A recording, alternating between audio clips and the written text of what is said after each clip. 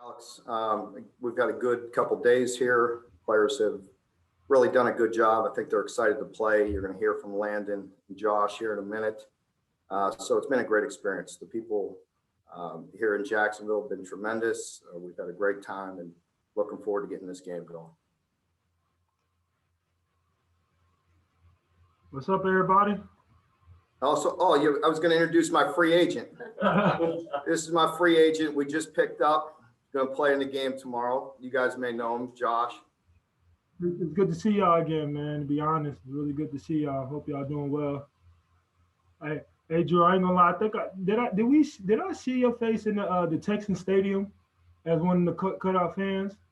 I think you did, sir. Okay, I was looking. I was walking around. I was like, oh, I know that face. I know that face. How you doing? Doing well. That's good. That's good. Well, I'm glad everybody doing good. Hopefully, I get to see. Yeah. Take some questions for me, Josh. Huh? Take some questions for me.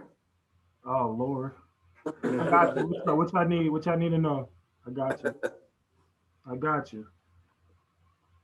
No questions? All right, Stoops, it's all you. I'll see you, buddy. See you later, Coach. Hit me up later.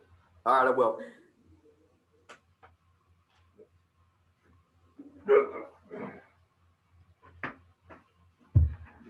Okay.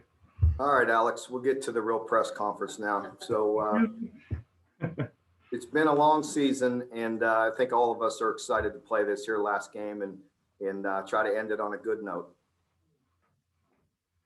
Thanks, Coach. We'll go to Gary Smits for the first question.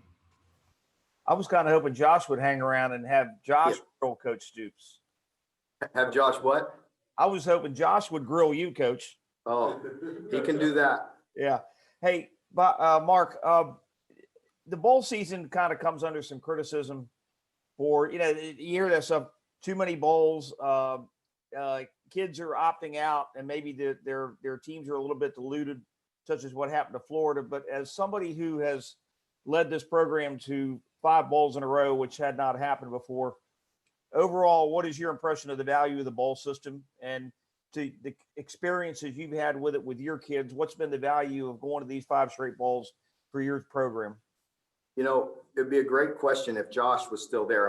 I'm sure he darted out, but there's a guy, Josh, that number one, I owe a great bit of gratitude, because Josh really set the precedent here at Kentucky. He set the tone when he decided to play in Orlando a couple years ago for his last game, and then went out and only had like 3 sacks and whatever he did. So he increased his value on the last day and really played exceptionally well. But he also set the tone with the rest of the seniors and juniors that were coming out that year, the year after, and this year. And these guys feel the same way. They really they want to be here for each other, for their teammates. And that says a lot about our team and our program. And it says a lot about Josh.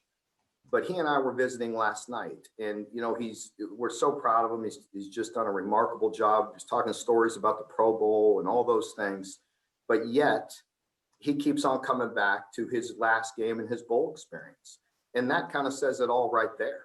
If you have a team, if you have the unity, and I'm not criticizing anybody, people have their reasons. People have to do what they have to do. But for us, it's been a great experience. And when you have a great team bond and you have unity, and you feel an obligation to each other, I don't want to let these young men down. They don't want to let me down or their teammates. And I think it's well worth it. I would never do away with all these bowls. It's a great experience. It's another chance to compete, and why not? Thank you, Coach. Thanks, Gary. We'll go to Josh Moore. Hey, Mark. Happy New Year. All that fun stuff. How do you just getting getting jazzed up? I know everybody seemed pretty excited getting going in preparation, for this game. Just seeing a team. I mean, no disrespect to NC State by any means, but just seeing somebody that's not an SEC team. Just what does that add to the equation? Just to get a kind of a fresh look. Well, it'd be refreshing for the first time this year to not see an SEC team. But they're a well-coached team. They're very good. They're explosive, and they've had a really nice year. And I know Dave well, so it'll be a fun opportunity to compete against another head coach that I know well and am friends with. So again, I think the biggest thing is just another opportunity for this team to go out and compete and try to end this season the right way. Thanks, Josh. We'll go to John Hale. Hey, Mark, obviously I don't expect you to get into specific names or anything, but just as now that you're in Jacksonville, what's kind of the outlook on availability after that last round of testing and everything that you had this week? We were 100%. Great. I was worried. I was worried the way 2020 went, you know, me get popped on the very last test. I had people all around me all year coming up with it. And I thought that would be just my luck, but fortunately I'm here. Right, Landon? Yeah, exactly. Thanks, John. We'll go to Larry Vaught. Yeah, Mark, just wondering, Phil Hoskins, can you tell me kind of how you've seen him grow and change as a player and person? And there's not any change. He'll come back for another year, is there? He thought about it. We talked about it. But no, Phil's one of those guys that it's been a lot of fun to see his growth. It really has. He's, you know, just come such a long way. And he is one of those guys now where he enjoys coming into my office and sitting there. And now he has a great big smile on his face and he just wants to talk about life and life lessons and just different things. And I love that. You know, sometimes I'm a little pressed for time and I gotta move him on his way at some point, but I do love our talks and they much different than he was before. And, you know, prior to this season, I remember one specific talk. We're in our office sitting there and you know, my challenge to him was, how are you going to handle bad times? How are you going to handle the lows? Because those seem to always derail him.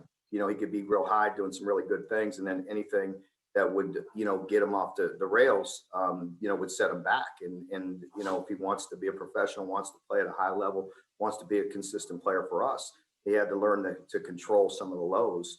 And he's been a really steady guy. I think that's an area right there, Larry, that doesn't get talked about as much. But, you know, there's always going to be highs and lows and tough times, and he's handled it really well.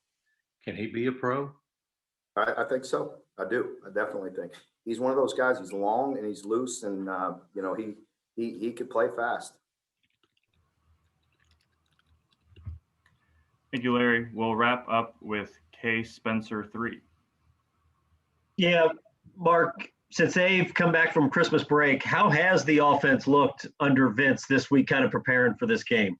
I'm not just saying this. I thought our last practice before we left, it was one of not the day of, not our Friday practice or Wednesday practice, I thought was one of the best practices we had all year.